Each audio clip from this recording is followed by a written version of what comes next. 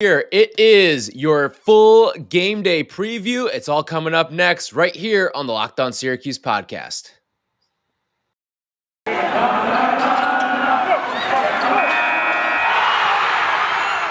are Locked On Syracuse, your daily podcast on the Syracuse Orange, part of the Locked On Podcast Network, your team every day.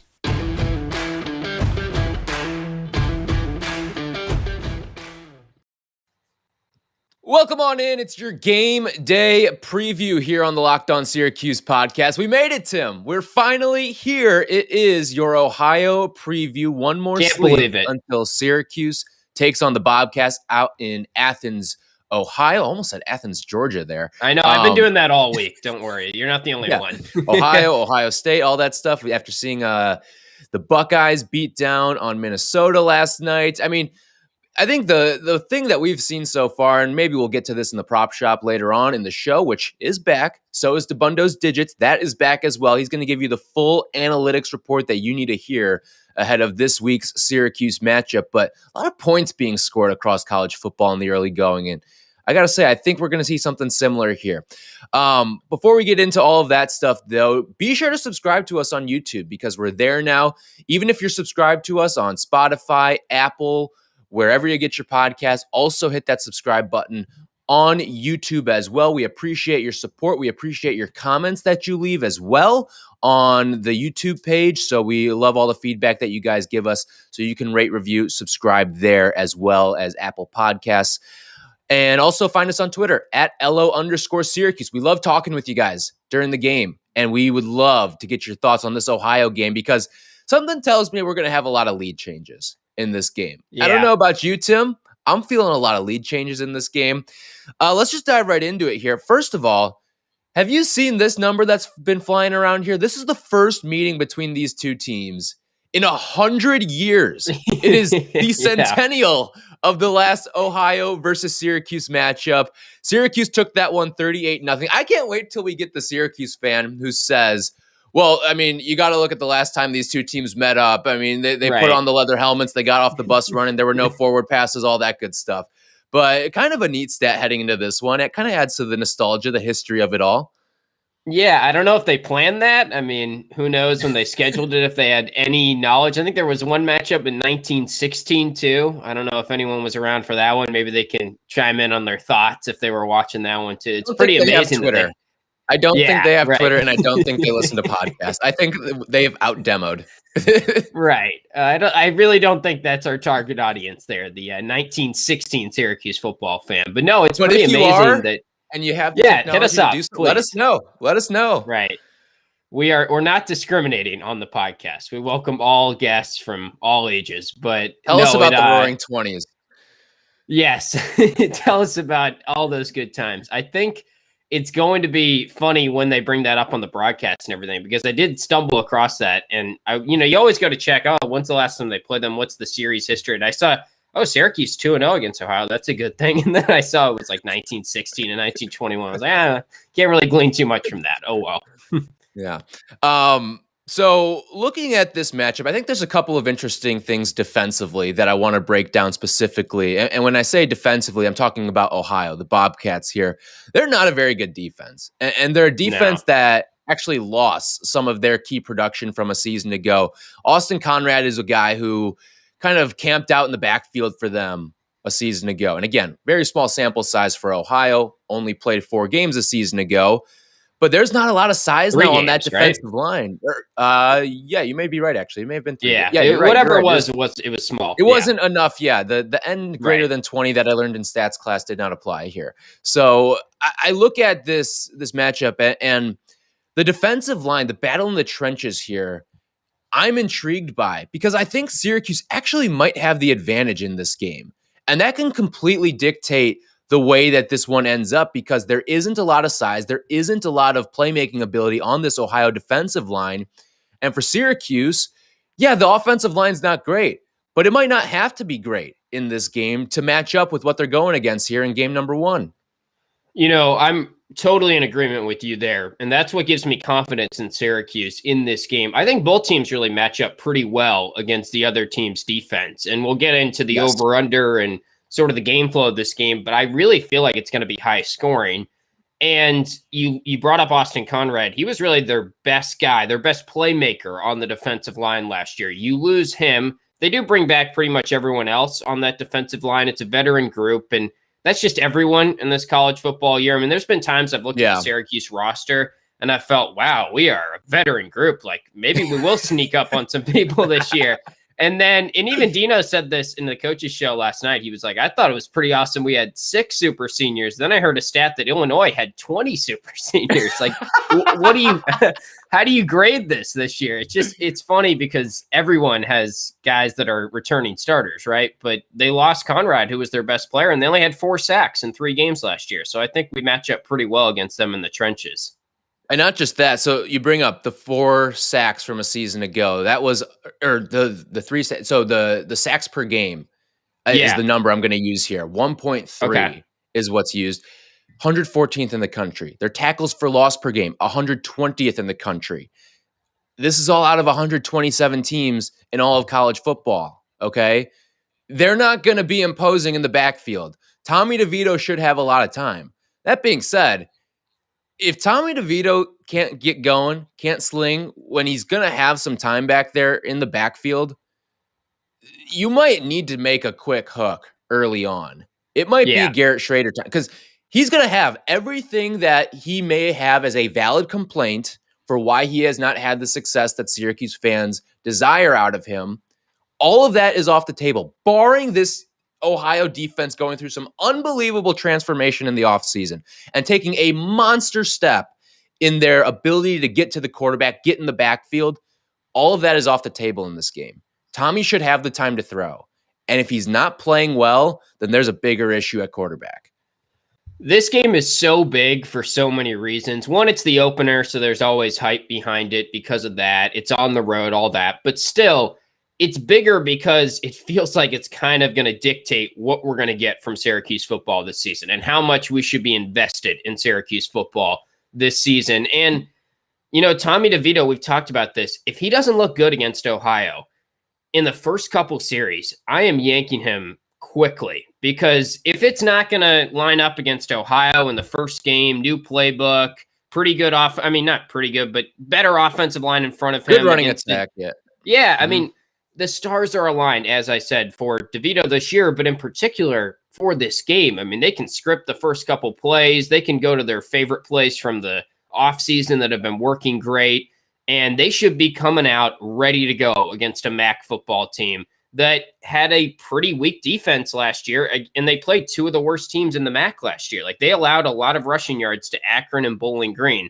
Now, they will be better, and you could also say the same thing about Syracuse last year. Like, if you're on an Ohio podcast right now, they're probably looking at the Syracuse defensive stats and saying, wow, we can get to them rushing the football. And I think that's why it will be a little bit high scoring. But Syracuse has more talent. There's no denying that. Even though maybe their recruiting hasn't been up to par recently, it's still better than Ohio's talent. And they still have a 4-star quarterback back there, whichever one they use. So if you give them time, they should be executing. Another thing I want to look at with this Ohio defense quickly, and then we'll take a break. 94th a season ago in rush defense. Again, very small sample size on all of this stuff, but let's be honest too. They didn't play good teams last year. No. And when you're that far back, that to me is more of a trend when your rush defense is that porous. This could be a big Sean Tucker day. And I don't know if you saw the quotes from Chris Elmore that's been cycling around now, but he said that Sean Tucker deserves to have the number 44 this season and could have a legendary season. Listen, I love the optimism. I'd love to see him have a legendary season this year, but let's slow the brakes on that a little bit. He's had one good season. Everyone's very high on him right now. He might be an all ACC guy, but you got to remember the guys that wore the number 44, all Americans and Heisman contenders. I don't think Sean Tucker fits that bill right now. Maybe he will down the road. 1 in 10 teams. I'll say that. I mean, not that Sean Tucker can control that, but if they don't make a bowl game this year or in the near future, you have to be on a legit good team, I'd say, to wear that. I was laughing when I saw that headline come across my Twitter feed. That would be like me telling you, listen, Tim, this Mac Jones kid, I think he can wear the number 12. I think he can wear the number 12. Right. Give him all the Dunkin' sponsorships. He can wear number 12. That I'm all for, though. Put number 12 on Mac Jones. I'm cool with that. But that would be like if there were multiple Bradys in New England, too. Like, there were 3 iterations of Tom Brady. So, but no, I think this is another matchup that could be good for Sean Tucker. The offensive line, hopefully a little bit better from a season ago. I mean, he did it all behind a really bad offensive line last year. Now that it's hopefully healthier, beefed up, you've got actual offensive linemen playing there, I think Sean Tucker could have a good day against this Ohio defense. No doubt. I think he's going to have a big year, and I think we're going to see both teams rush the football very well in this game. We didn't have any over-under rushing statistics in the prop shop, but I am really seeing this being a run-heavy game, and definitely passing will be utilized, but I think both teams want to run the football a lot.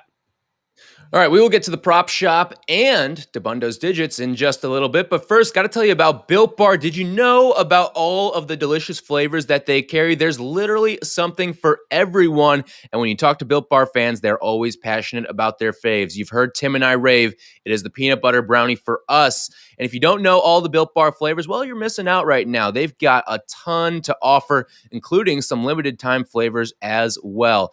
If you haven't tried all of them, you can also get a mix box where you'll get 2 of each of the 9 flavors. They're also extremely healthy for you too as well. Check out some of the stats here. 17 to 18 grams of protein, calories between 130 and 180 per bar, and only 4 or 5 grams of sugar per bar. Amazing flavors. They're all tasty. They're all healthy. Order today. Get the cookies and cream, the peanut butter brownie like Tim and I get, or the raspberry, or get whatever you like, or load yourself up with a mix box as well. Go to built.com, use the promo code LOCKED15, and you'll get 15% off your order. Again, built.com, use the promo code LOCKED15 for 15% off your order. All right. A couple last things that I want to get to here with the Syracuse defense, and then we'll dive into the prop shop real quick. One of the things that I see with Ohio, a very suspect offensive line as well for them. So this is a game, like I kind of mentioned, that trenches-wise, an area that really doomed Syracuse a season ago might be their strength in this game. I think they actually have the upper hand with Syracuse's offensive line against the Ohio defensive line, and I think they also have the upper hand with the Syracuse defensive line going up against the Ohio offensive line as well. Again, we'll have to see how it plays out, but you got a bunch of 6-year guys out there. I think I'm a little more confident in Syracuse's defensive line going up against the Ohio offensive line, but I still think Syracuse has the advantage in both departments. I actually think Ohio has the advantage offensive line to Syracuse's D line, and maybe it's tighter. I mean, I definitely think Syracuse wins out when you just factor in both of them together. The reason I say that is, one, I do think Ohio's got a pretty veteran offensive line group. They've run the football pretty well. Maybe they haven't kept the quarterback upright as much as they would have liked.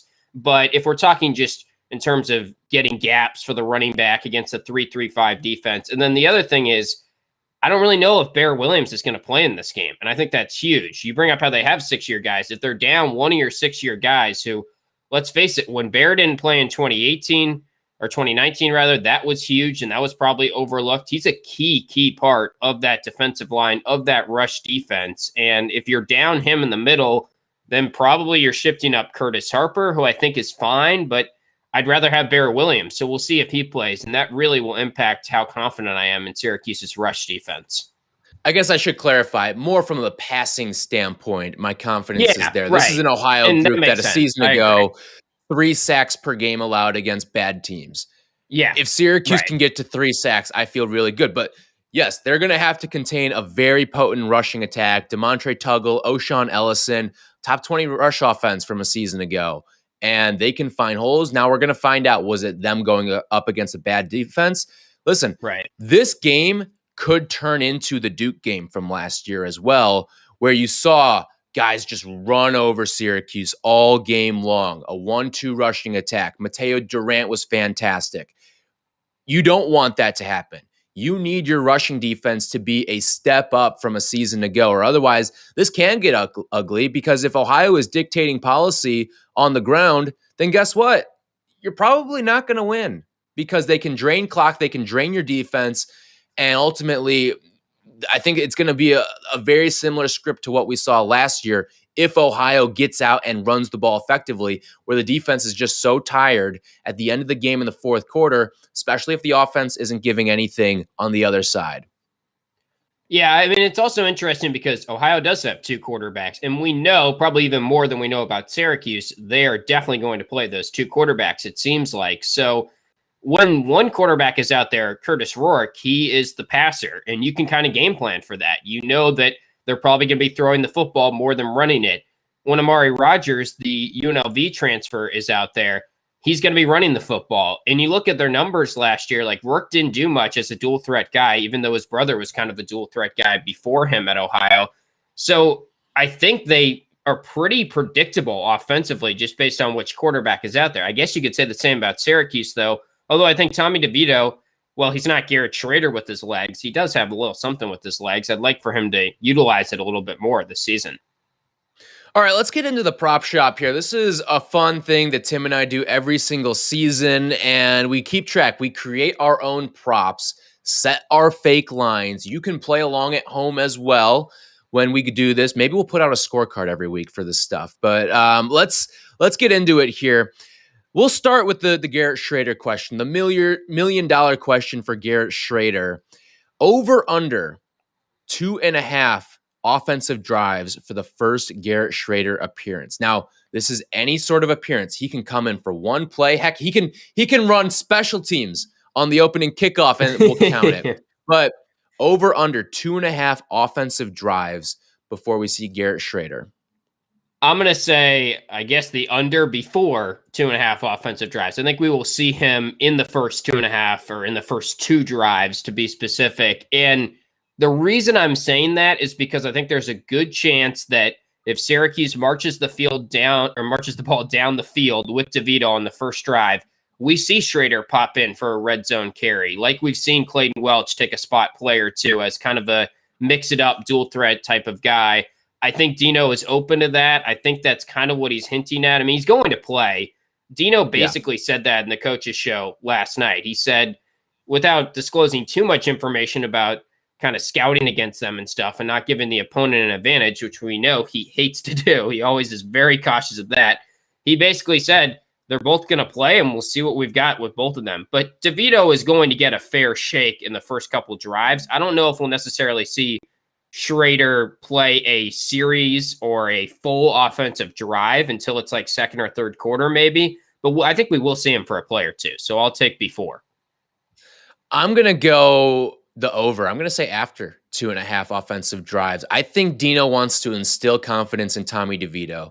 I think he knows that his best chance to win a lot of football games this year is with Tommy DeVito. And I don't think he wants to try to break his quarterback within the first couple of drives, even if it's just a play here or there. So I'm going to go with the over on 2.5. I should also mention here in the prop shop, Tim always kicks my ass in this as well. Is that every true? single time? I actually, maybe I got you in football last year, but yeah, I think football you got me in. Right. I feel like you usually get the better of me, especially in basketball season. You've definitely gotten the better of me there. But anyway, we move on here. Over under a half touchdown for Garrett Schrader. Now, Tim, you set these lines. Is this total touchdowns? Is this just throwing? Is this just rushing? Total? Any touchdown. I mean, heck, he could make an interception into account, but obviously we're focusing on passing and rushing. And I think it's probably even more likely he gets a rushing touchdown maybe than a passing touchdown. You can make that argument. I'll say over. I mean, I think maybe they give him the ball at the red zone. Wouldn't it be cool if this would maybe be the most like crazy way to start the season? But if DeVito comes out first drive, goes down the field, and then it's like first and goal, they're clicking on all cylinders and Schrader comes in and rushes it in. Then it's like, whoa, we've got two awesome quarterbacks. Like, I'm so excited for the season. That'd be awesome. I think he will sneak into the end zone, probably on a rushing play at some point. I'm with you. I'm going to take the over. I just think it's going to be a high-scoring game, so why not take Schrader as a guy who at some point is going to factor into the offense and lead to some scoring. So I'm with you. I'm going to take the over there on a half touchdown. This is our favorite that we do every single game. It is the first Syracuse touchdown, and in this case, it will be the first Syracuse touchdown of the season. Let me run down the odds for you here. Is it going to be Sean Tucker at plus 130, Taj Harris plus 225, Jarvion Howard at plus 250, Cooper Lutz plus 375, Anthony Quealy plus 475, a DeVito or Schrader rush 550, Luke Benson plus 600, or a special teams or defensive touchdown, or any player not listed there at plus 650. So I'm torn on this. I mean, this is always a fun one, but it's always really kind of comes down to luck in a weird way.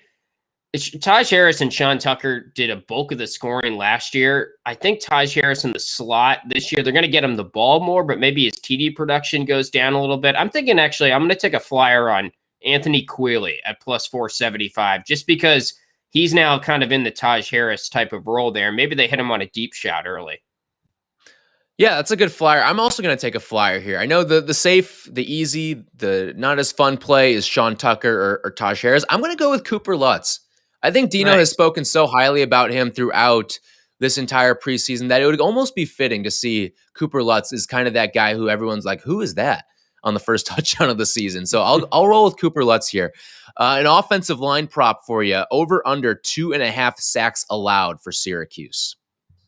So I think they're going to go under here. It's going to be really indicative of how they perform as a team, obviously. They were averaging 3.5 sacks allowed per game last year. Year before that, 2019, we know was a train wreck as well. That was 4.1 per game, but better offensive line. Ohio's not that good. We talked about the battle in the trenches, so I'll say they end up sacking Syracuse quarterbacks 2 times, and they go under 2.5.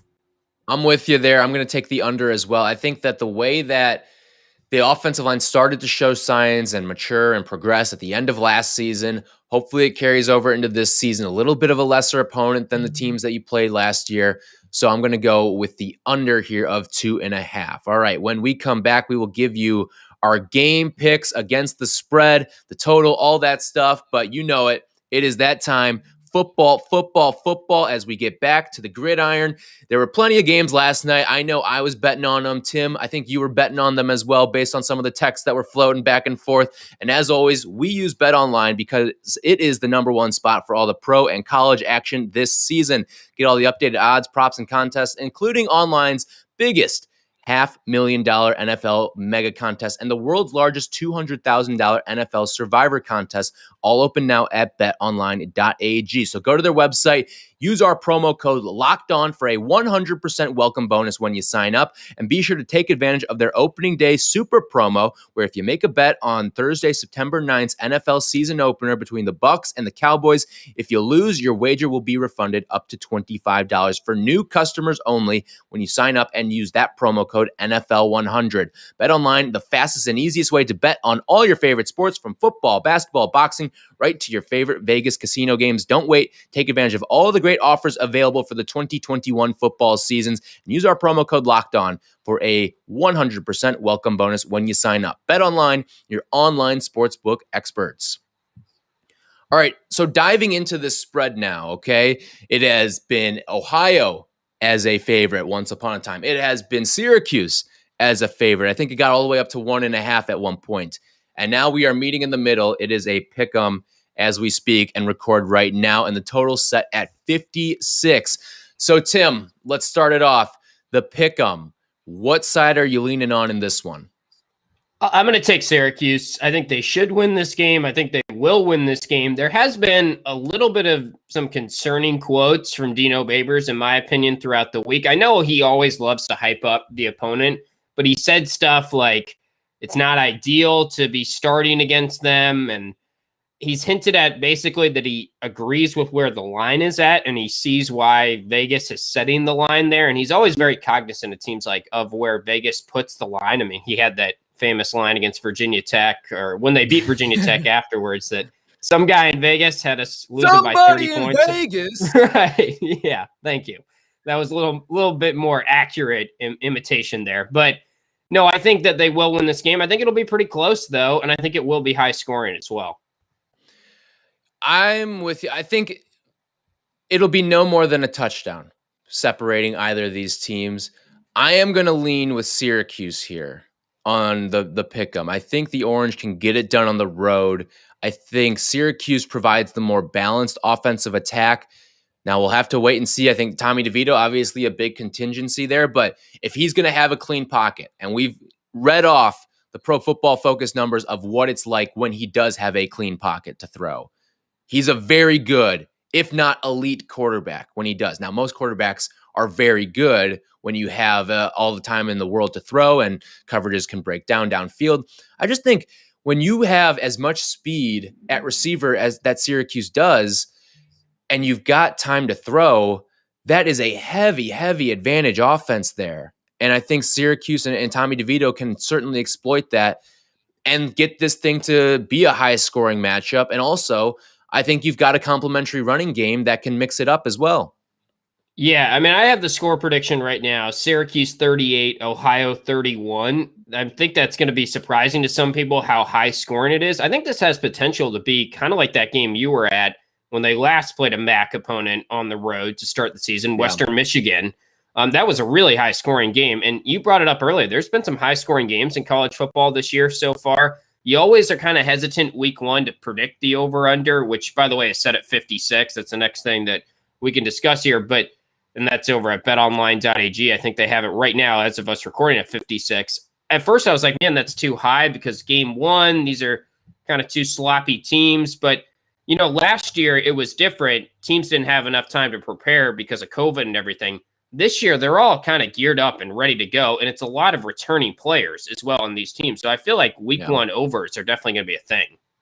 I'm with you there. I'm taking the over on this 56. I'm going to go 34-31. Syracuse takes this game. So high scoring one. I mean, it wouldn't shock me too if we saw both of these teams play in the 40s as well. I just think the defenses could be at a big disadvantage.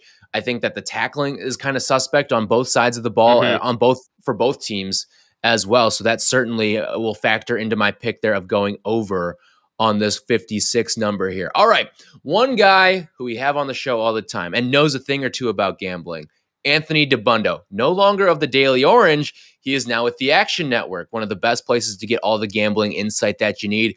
He's with us every single preview show, and he gives us all the stats and numbers you need to know. It's time for Dabbundo's Digits. The numbers you need to know. Anthony Dabbundo breaks down the biggest stats for this week's Syracuse matchup. Everybody! Dabbundo's Digits. If you ain't taking stats, get the out the class. On the Locked On Syracuse Podcast. Where you at? Let's go! Welcome back to year 2 of Dabbundo's Digits. Here's to another year of Syracuse football, where the Orange will be looking to improve upon the third worst offense in all of FBS football this year. Only Kansas and UMass were worse last year based on success rate and projected points added per play. There are some reasons for optimism, though, on offense. Only 3 teams in the ACC have a higher percentage of returning production from last season. The offensive line has to get healthy, but otherwise the Orange will have more familiar faces returning than most of their opponents. They lost some key pieces from the secondary, but Syracuse ranks 5th highest in the ACC in returning defensive production as well. That could be an edge, especially early in the season too, like on Saturday when Syracuse travels to Athens to take on Ohio. Let's talk Bobcats. It's been nearly 100 years since Syracuse played Ohio. In their last meeting, Syracuse won 38-0 at Archibald Stadium on October 1st, 1921.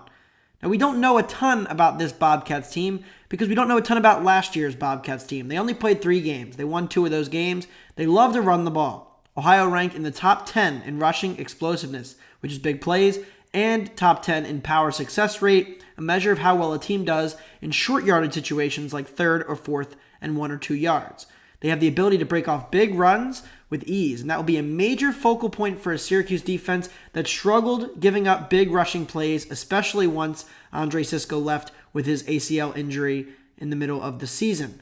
Ohio's offensive line ranked 17th in line yards. That means they were very good at generating push along the front. The Bobcats' offense doesn't throw a ton, but when they do, they look for the big play. They were bottom 40 in success rate passing, but top 30 in explosiveness. Syracuse's young secondary will be tested a few times on deep balls and big plays in this game. And Ohio's defense is hardly stellar, but they were the definition of bend but don't break last year. They didn't allow many big plays at all, ranking in the top 20 defensively in explosive plays allowed. The Bobcats were excellent defensively in the red zone too, an area where the Orange really struggled on offense. Ohio generated very few negative plays defensively, though, ranking pretty low in the Havoc metrics. It's important for the Orange to stay ahead of the chains on offense, though, because this Ohio Bobcats defense does not allow the big play that Syracuse relied on so much last year when they were unable to move the chains.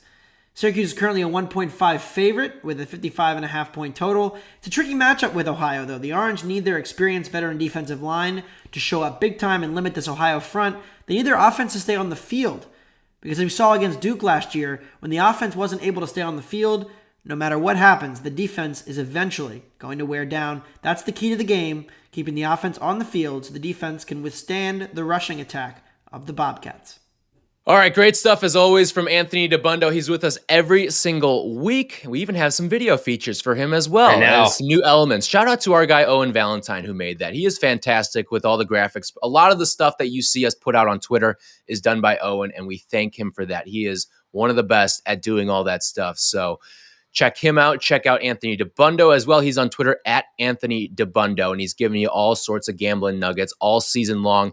Whether you like football, whether you like the other football and soccer, he's got it all for you. Some baseball stuff as well. So check him out and his work with the Action Network. All right, it's going to wrap it up for us here, Tim. We've got game day. Unreal. The next pod that you will hear from us will be a recap of this Syracuse and Ohio game. So cannot wait for that. Everybody enjoy the game. Send us pictures of you guys watching the game. Send us pictures of you guys watching the show on YouTube. Send us pictures of all that stuff, what you're doing, how you're getting ready for game day, all that stuff, because, hey, it's been a long couple of months here.